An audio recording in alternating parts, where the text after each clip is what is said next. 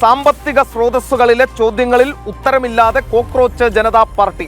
CJP വക്താവ് സൗരവ് ദാസിന്റെ ആഡംബര ജീവിതവും ചർച്ചയാക്കുകയാണ് സോഷ്യൽ മീഡിയ.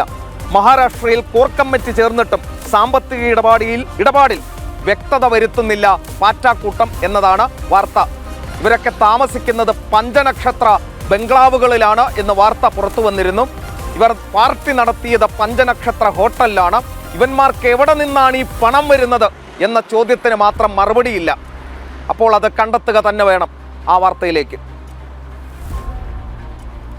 സമ്മർദ്ദ ഗ്രൂപ്പായി മുന്നോട്ട് പോകുമെന്ന് കോക്രോച്ച് ജനതാ പാർട്ടി അവകാശപ്പെടുമ്പോഴും പല ചോദ്യങ്ങൾക്ക് മുന്നിലും ഉത്തരം നൽകാൻ CJP നേതാക്കൾക്ക് കഴിഞ്ഞിട്ടില്ല.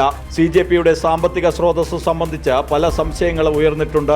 എന്നാൽ സാമ്പത്തിക ഇടപാടുകളിലും വിദേശ ഫണ്ടിങ്ങിലും സമൂഹ മാധ്യമങ്ങളിലെ പെയ്ഡ് പ്രൊമോഷനിലും ഒന്നും വ്യക്തമായ മറുപടി നൽകാൻ CJPക്ക് കഴിഞ്ഞിട്ടില്ല.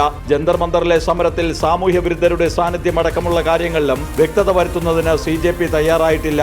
അതേസമയം CJP വക്താവ് സൗരവ് ദാസിന്റെ ആഡംബര ജീവിതം സമൂഹ മാധ്യമങ്ങളിൽ ചർച്ചയാകുമ്പോൾ എവിടെ നിന്നാണ് ഇത്രയും പണം എന്ന ചോദ്യമാണ് ഉയരുന്നത്. എന്താണ് സൗരവ് ദാസിന്റെ ജോലി എന്ന് ചോദിക്കുന്നവരുണ്ട്. ലക്ഷങ്ങൾ വാടക നൽകി ഡൽഹിയിൽ എങ്ങനെ താമസിക്കുന്നു എന്നതടക്കം ചോദ്യങ്ങളോട് CJP നേതാക്കളോ സൗരവ് ദാസോ പ്രതികരിച്ചിട്ടില്ല.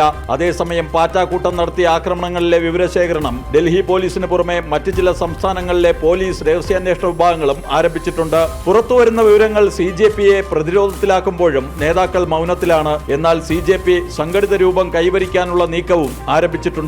ജനം, ഡൽഹി.